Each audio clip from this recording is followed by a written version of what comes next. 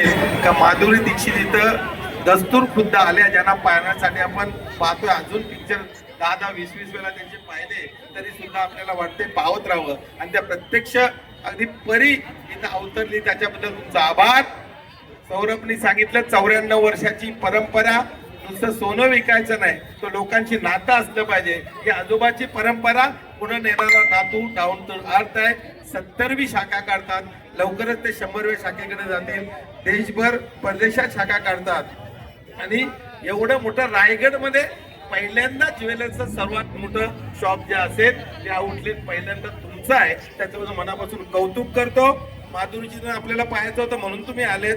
सोनं त्यांचं खरेदी केलं, सोनं आपल्याला अग्रिकोलांना सांगायलाच नको, सोन्याशिवाय आपला सरतच नाही. सगळ्यात जास्त सोने खरेदी कुठं करत असेल त्यांना शॉप एक नंबर आहे, खरेदी सुद्धा एक नंबर होईल. कारण उरण पनवेल मध्ये सोन्याशिवाय आमचं चालत नाही. सर्वात जास्त आमच्याकडे महिलांचे त्याच्यामध्ये आवड आहे आणि निश्चितपणे अतिशय चांगलं चालेल. पुन्हा एकदा त्यांना शुभेच्छा.